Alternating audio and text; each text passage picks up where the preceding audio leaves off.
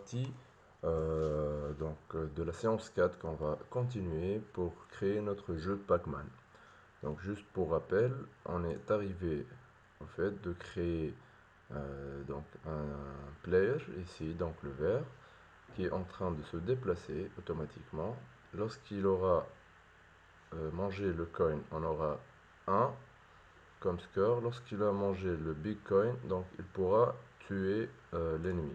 Sinon, si on va faire en sorte que nous allons désactiver le big coin, donc il ne pourra plus changer l'ennemi en victime. Donc dans ce cas-là, bien évidemment, lorsqu'il va toucher le petit coin, dans ce cas il y aura 1 comme score, et puis lorsqu'il touchera l'ennemi, c'est lui qui mourra.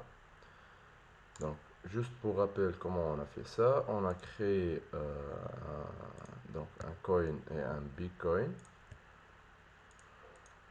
Voilà.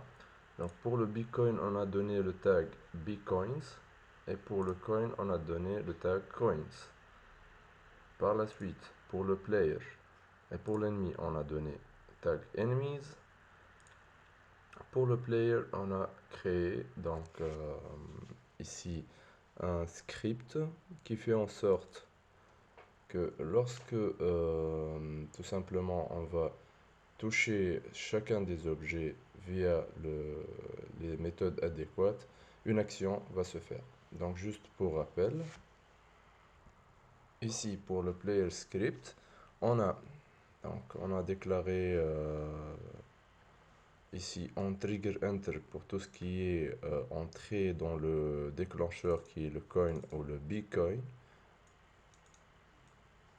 Et puis ici, si c'est coin, on va détruire le coin lui-même.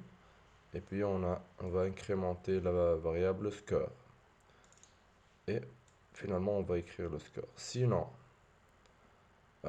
si c'est Bitcoin, ce qu'on va faire, c'est détruire le Bitcoin, ajouter 5 au score, rendre le joueur immortel, et puis afficher le score. En fin de compte, ce qu'on va faire, c'est charger tous les ennemis, ou les trouver plutôt sur la map. Tous les ennemis, tous les game objects qui ont un tag enemies. Par la suite, on va leur changer leur matériel. Donc leur matériel. Inactive enemy, inactive and enemy active, ce sont deux matériels déclarés public qu'on va définir ici. Donc si on va revenir à ce matériel, donc ici, ça c'est le enemy material active et enemy material inactive.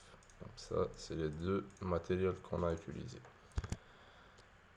Par la suite, pour la détection de la collision avec l'ennemi, donc si le tag de l'objet avec lequel il y a eu une collision, c'est enemies, si la variable is not, is immortal, donc on va détruire le joueur, sinon on va détruire l'ennemi. Donc jusque là c'est assez basique, c'est assez simple. Là on va passer aux choses sérieuses. Donc ce qu'on va faire ici, c'est commencer à créer la map, commencer à créer continuer à faire le comportement des autres comportements des différents acteurs. Bon, vu que j'ai créé déjà une map grâce à de simples box, donc ici des cubes, il suffit de créer la map donc de cette façon là, c'est assez simple. Donc ici par exemple on crée un mur, on lui applique un matériel, on lui donne. Donc j'ai créé déjà une map que je vais utiliser. Donc ça va être assez simple. Juste il faut comprendre la notion de package. En fait j'ai créé la map dans un différent package que je vais importer ici.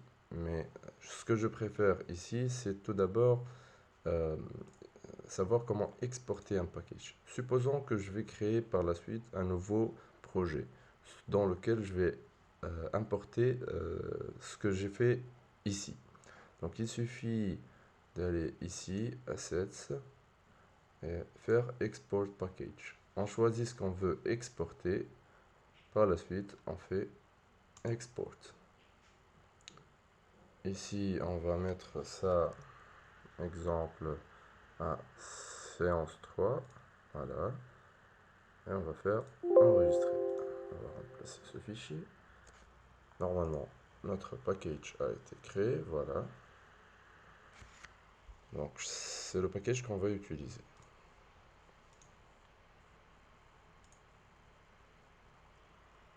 Il suffit maintenant d'aller faire New Project. On va appeler ça Pacman cutscene, par exemple. Et je vais créer un projet. Je vais dire do not save. Et je vais attendre un peu que le nouveau projet s'ouvre. Voilà, donc on se retrouve avec un nouveau projet vide où il y a une main caméra et un directional light. Ce qu'on va faire là tout de suite, c'est ou aller à Assets puis Import Package, Custom Package, ou sinon, tout simplement, lorsqu'on a un projet ouvert, on double-clique sur le package qu'on veut importer et voilà, ça nous importe les différentes ressources dont on a besoin. Ce que je fais Import, donc il va importer les différents fichiers ici. Par la suite, il va me suggérer de faire le load de la scène trouvée. Je vais lui dire load. Voilà, donc on se retrouve avec les ressources de ce dont on a besoin. Bon, ça ne ressemble pas beaucoup à une map de jeu Pac-Man. Ce qu'on va faire ici, c'est aller importer le package dans lequel il y a la map qu'on a créée et quelques ressources supplémentaires. Donc, ici, ce que je vais faire, c'est venir importer un package. Ici, on aura le artwork, les prefabs. On n'aura pas besoin de cette scène et on n'aura pas besoin de ce script. Donc, ici, on va faire un import. Voilà, notre paquet a été importé. Dans ce qu'on appelle prefab, on va voir ce que c'est qu'un prefab. On aura la map adéquate. On va venir la draguer ici. Bien évidemment, on aura ici un problème. C'est quoi le problème? Tout simplement, c'est que le plane qu'on a créé l'autre fois, il a la même position que le plane de la map. Je vais l'effacer et je vais prendre mon coin, mon ennemi et mon player, mon big coin, et je vais les déplacer un peu. Ici, vous voyez qu'ils sont relativement petits, donc je vais augmenter leur taille. Donc ici, je vais faire x2, donc ça sera 2 x 2 x 2. L'ennemi aussi, on va le mettre à x2. Le coin, on va le mettre à 1, 0,16 et puis 1. Le Bitcoin, je vais le mettre à 2, 0,16 et puis 2. Voilà, de cette façon-là, ils sont assez visibles. Donc, ici, vous voyez, c'est tout ce dont on a besoin. Aujourd'hui, on n'aura pas besoin des coins, donc on va les mettre un peu en écart. Donc, on va laisser ça, c'est pas grave. On va mettre l'ennemi à sa place, donc les ennemis vont commencer ici. Par la suite, ce que je vais faire, c'est déplacer un peu mon player. Voilà, de cette façon-là, tout est en ordre. Donc pour les objectifs de ce cours, on va déjà apprendre à charger un fichier .fbx. Donc c'est quoi un fichier .fbx? C'est un fichier en fait créé grâce à un outil de conception 3D. Donc ici dans le dossier on aura les modèles Et ces modèles-là, ce sont les fichiers FBX. Donc, vous voyez, c'est créé grâce à un logiciel. En fait, avec Unity, c'est assez simple. On peut créer un GameObject à partir directement d'un fichier FBX. Il suffit de faire ça. Et tout simplement, un GameObject va se créer directement. Avec, bien sûr, les différents composants adéquats. Donc, ici, on va comprendre la notion de préfab aussi. En fait, le préfab, c'est quoi? Il suffit qu'on a créé un GameObject, on lui a donné un comportement, un script, les différents composants qui le composent, une position, etc. Si on veut l'enregistrer comme étant un fichier, donc un fichier préfabriqué, donc un GameObject préfabriqué, pour l'utiliser par la suite ou l'utiliser dans d'autres projets, il suffit de faire un drag and drop et de créer ce qu'on appelle le préfab de ce GameObject. Donc vous voyez que ça a changé, ça devient bleu. C'est la même chose qu'on a faite pour la map. En fait, la map, elle était présente dans une scène que j'ai créée tout à l'heure. Pour pouvoir l'utiliser dans la nouvelle scène du nouveau projet, il a suffi que je crée un préfab de cette map pour pouvoir la charger par la suite dans n'importe quelle scène que je veux.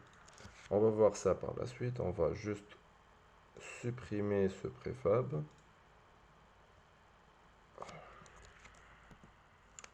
Et ce qu'on va faire, c'est utiliser un préfab, déjà créé le préfab de l'ennemi. Donc on va utiliser par exemple Ghost 1. Voilà, on va mettre ici et je vais juste lui donner une taille plus grande. Voilà. Donc vous voyez, ça c'est l'ennemi, donc ça c'est le Ghost, c'est le fantôme. On va faire le comportement juste pour cet ennemi aujourd'hui. Par la suite, on va essayer de le dupliquer, de créer d'autres ennemis. Je vais le mettre à sa place, donc il sera ici. Voilà. Donc l'objectif de cette séance, c'est de faire en sorte qu'on crée une intelligence artificielle pour que cet ennemi puisse toujours aller chercher l'utilisateur, enfin le player, par la suite, donc selon est-ce que le player il a mangé le coin ou pas, donc on verra par la suite. Donc, on va commencer par une notion très très simple qui est la notion de navmesh. C'est assez simple en fait. Ici, on aura un package prêt qu'on a enregistré ici, qu'on a téléchargé, donc c'est assez simple. C'est pas sous forme de package, donc on va l'utiliser directement comme étant un fichier, donc comme étant des dossiers, et on va le mettre dans Assets. C'est assez simple, donc ici ça s'appelle navmesh component. Donc qu'est-ce qu'on va faire ici? C'est on va utiliser en fait les différents scripts qu'il y a ici pour créer cet effet là. Donc c'est assez simple. Tout d'abord, pour le ghost, on va supprimer tout ce qui est script. On va laisser ça et on va lui donner le tag enemies. Voilà. Donc si on va faire ça, donc, bien évidemment rien ne se passe.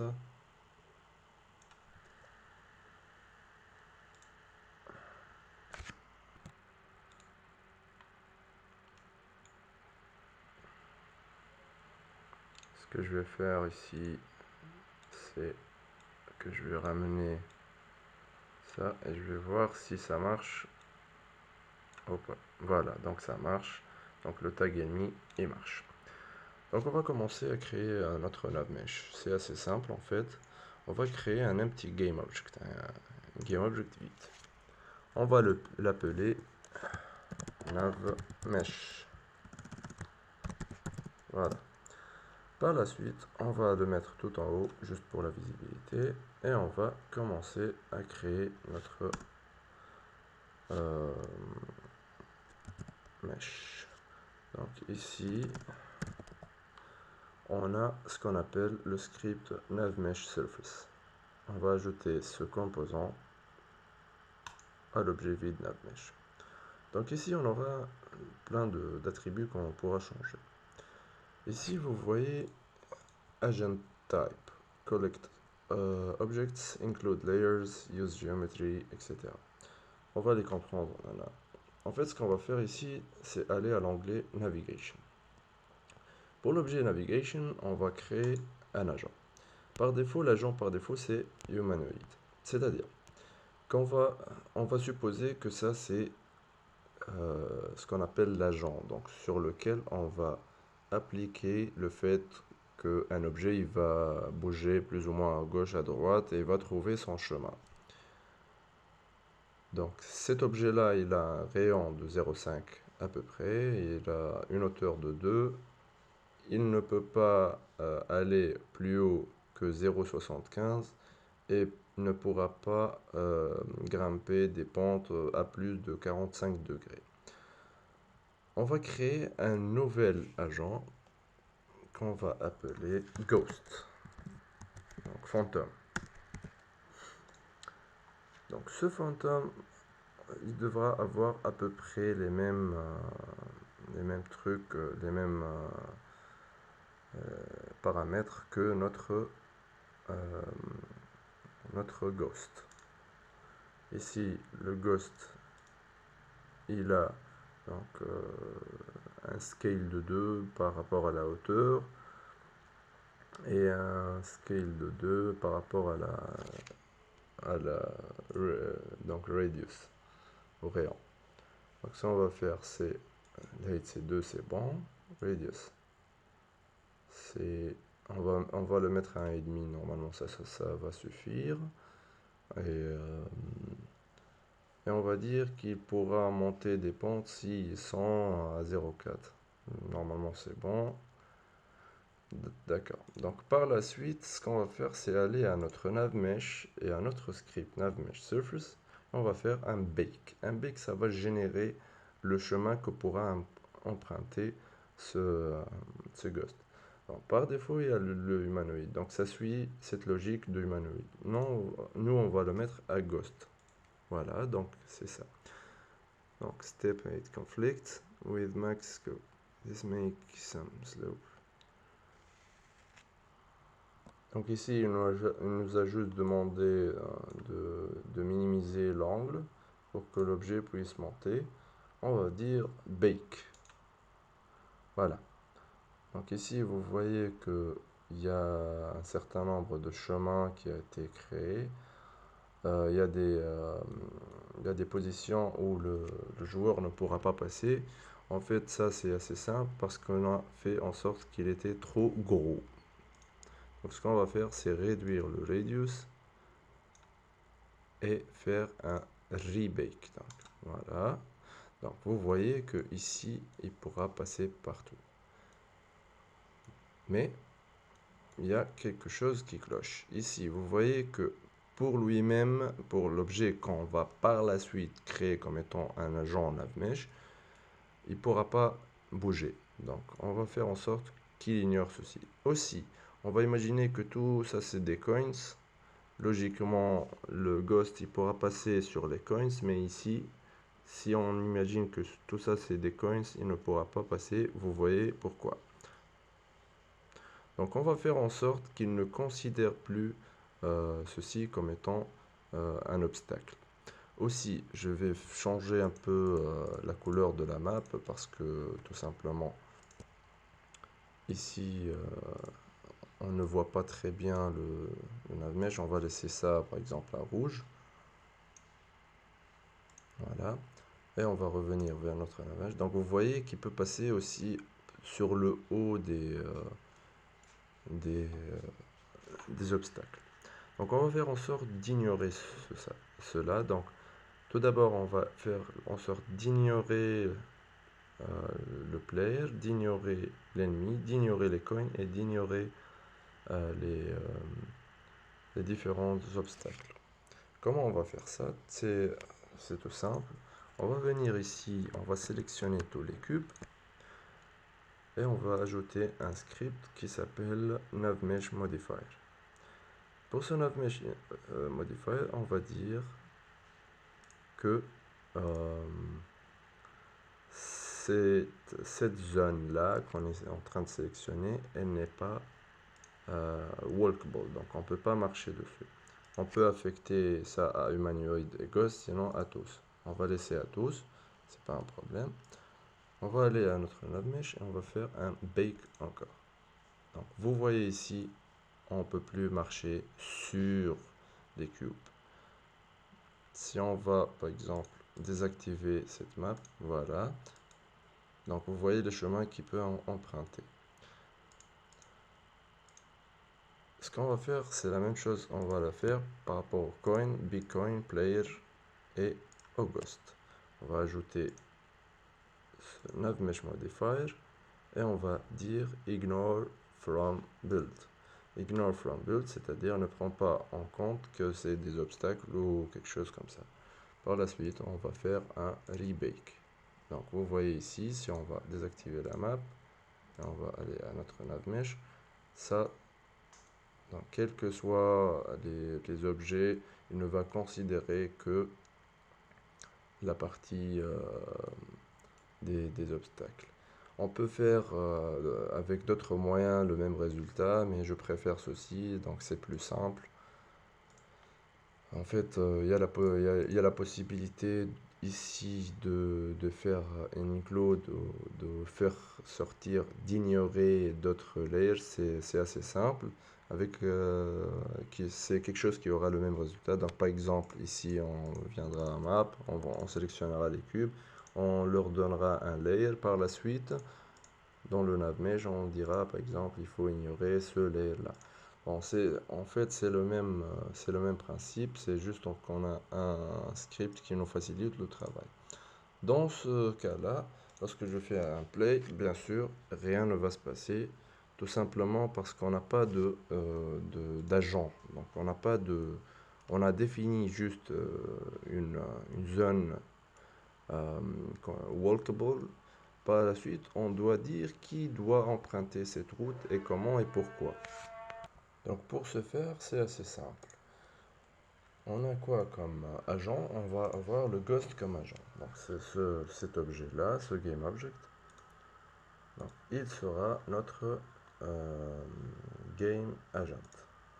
Donc, il suffit de faire ajouter le composant navmesh agent.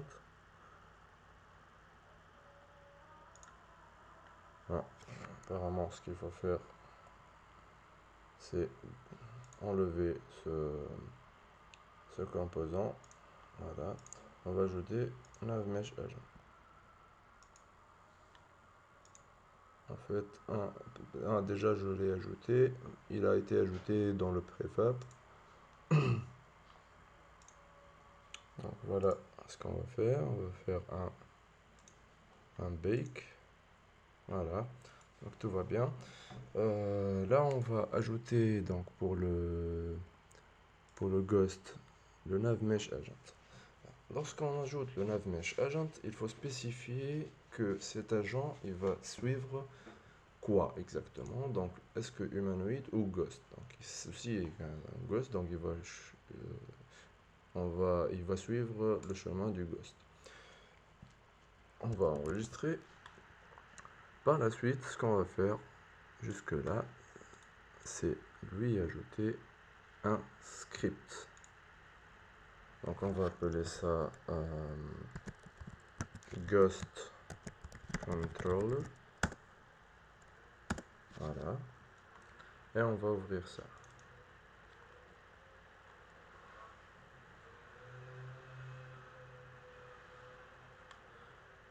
On va faire en sorte que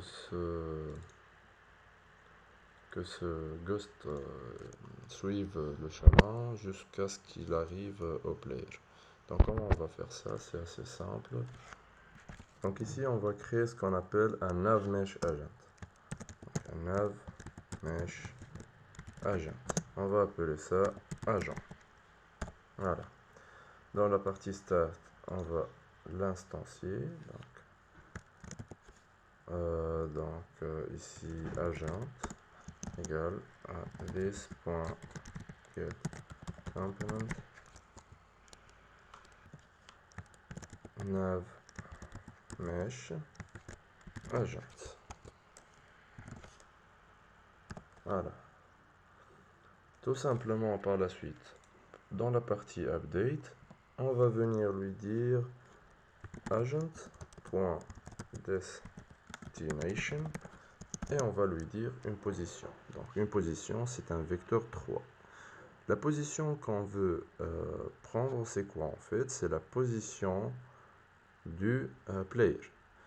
Pour ceci, c'est assez simple. On a deux choix. Ou on donne au player un tag, par exemple player, ici, et on va déclarer ici le player, donc c'est un game object. Bon, finalement, on aura besoin d'un transform. Donc, on va déclarer un transform, on va dire player transform. Player transform. Pour l'instancier, c'est assez simple, donc on va dire player transform égale game object point find object non pas objects with tag name player point transform, ou tout simplement faire find tout simplement, et de cette façon là il utilisera le nom du GameObject et non pas son tag. Donc ici, puisque il est nommé player, donc il cherchera dans la scène un GameObject avec le nom player. Par la suite, pour déterminer le target, donc c'est assez simple. On va faire un player transform.position. Voilà. Donc de cette façon-là, on a défini que l'agent aura comme destination la position du player. On va aller tester.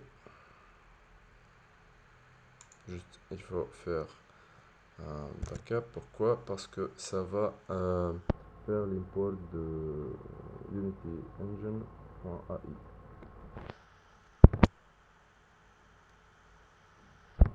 Ici, voilà. Donc, l'agent c'est navmesh, ou tout simplement il suffit de faire un import, donc un using. Voilà. Donc il ne faut pas oublier ça. Donc using Unity Engine.ai. Dans ce cas-là, normalement ça devrait marcher.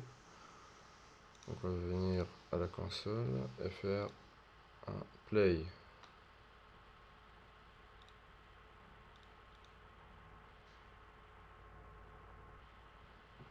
Donc ici, normalement, voilà, donc le fantôme, il cherche le meilleur chemin, le meilleur moyen de trouver le joueur. Voilà, on va faire en sorte toujours qu'il puisse aller le chercher. Voilà. Donc, si on aura 4 ou 5 fantômes, donc ils auront tous le même comportement.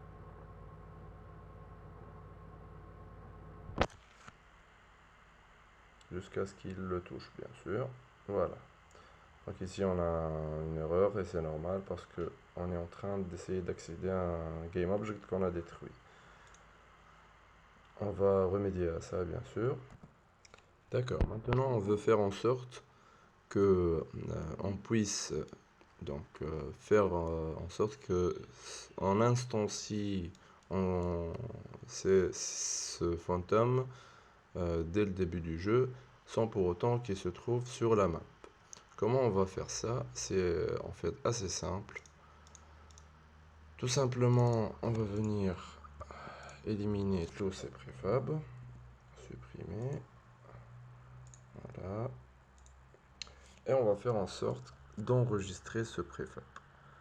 Donc, pour l'enregistrer, déjà il est enregistré, déjà on l'a enregistré, mais on a fait sur ce GameObject des modifications.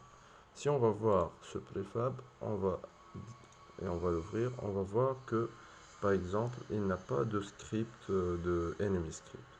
Tout simplement parce que le préfab, on l'a utilisé juste une fois pour créer un GameObject et on a changé le GameObject et non pas le préfab. Tout simplement pour changer le préfab, il suffit de faire un drag and drop ici ou tout simplement de faire ce qu'on appelle un override. Donc ici on va faire un select. Donc ici il suffit de sélectionner le ghost et de venir ici faire un apply to all ou tout simplement aux choses qu'on a changé au niveau du GameObject. Ce qu'on va faire c'est apply to all. Lorsqu'on va resélectionner le préfab, on va l'ouvrir, on va trouver qu'il a les différentes caractéristiques du GameObject qu'on a modifié. D'accord, donc ici on va essayer de faire en sorte de charger ce préfab et de l'instancier dans la map. Tout simplement on va faire en sorte de supprimer ce GameObject de la scène. Voilà. Et maintenant on va l'instancier avec le code. Pour ceci, c'est assez simple. On va créer ce qu'on appelle un spawner. Donc, c'est un GameObject vide qui aura comme rôle de faire le spawning de différents objets dont on aura besoin sur la map. Donc, on va appeler ça spawner et on va lui ajouter un script. Donc, on va appeler ça spawner script. Voilà. Par la suite, on va l'ouvrir. Donc ici, dans le spawner, ce qu'on va faire, c'est déclarer, par exemple, un GameObject qui s'appelle enemy ou ghost 1, et on va le déclarer public. Ça, c'est pour le plus simple. Donc, public. Pourquoi public? Tout simplement pour que, lorsqu'on ouvre l'éditeur, et on va aller à spawner, après compilation, ce qu'on va trouver ici. Voilà, donc ici, on aura un ghost. Tout simplement. Ici, on pourra faire un spawning direct, un drag and drop de notre ghost 1. Donc c'est assez simple. Par la suite, il suffit de faire dans le start instantiate et on va mettre notre GameObject qui est ghost 1. Ici on va mettre la position. On va ici tout simplement mettre un vector 3, donc par exemple new vector 3 de 0, 0, 0. Par la suite, ici on va mettre un quaternion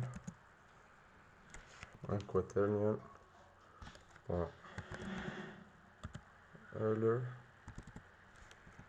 de vector 3.0, c'est-à-dire un vecteur 3 0. Voilà,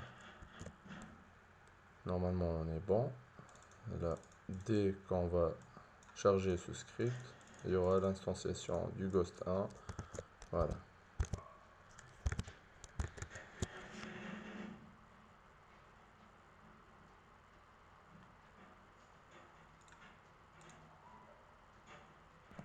Ici, j'ai écrit un instantiate. Voilà, très bien. Normalement, I majuscule. Voilà.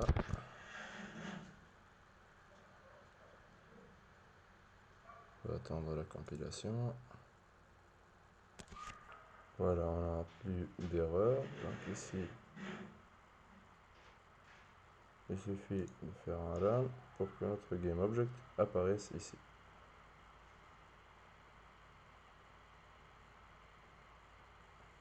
Voilà, donc on voit que l'objet a été instancié.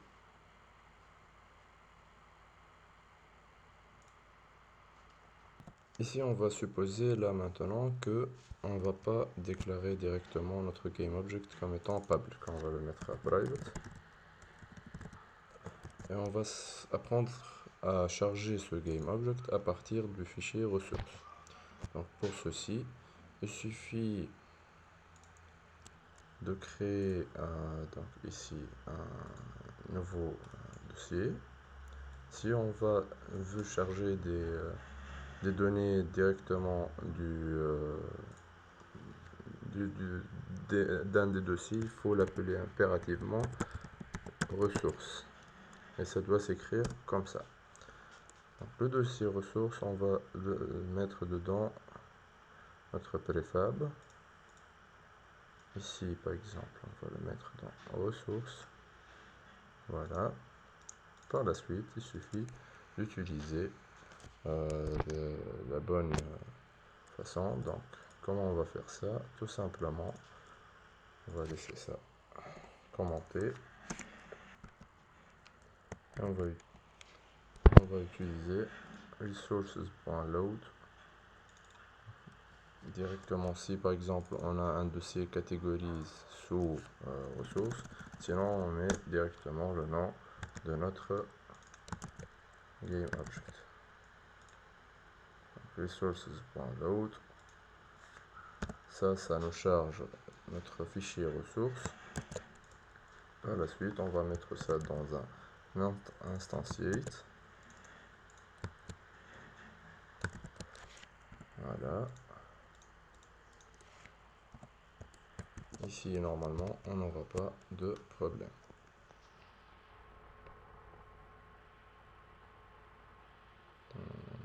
On attend le chargement.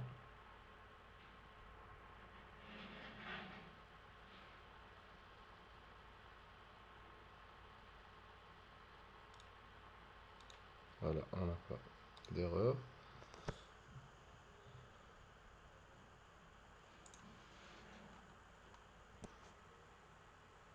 Pourquoi il est nul?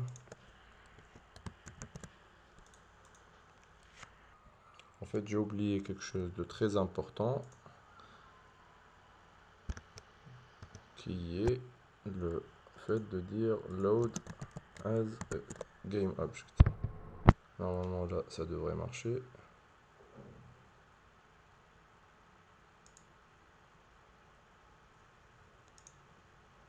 On va essayer.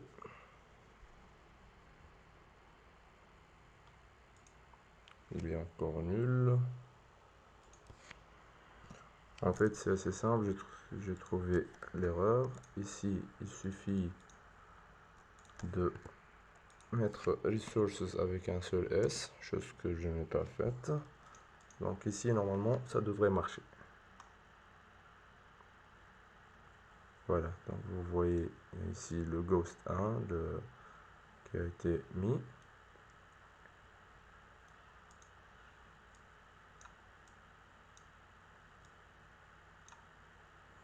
Donc ça marche.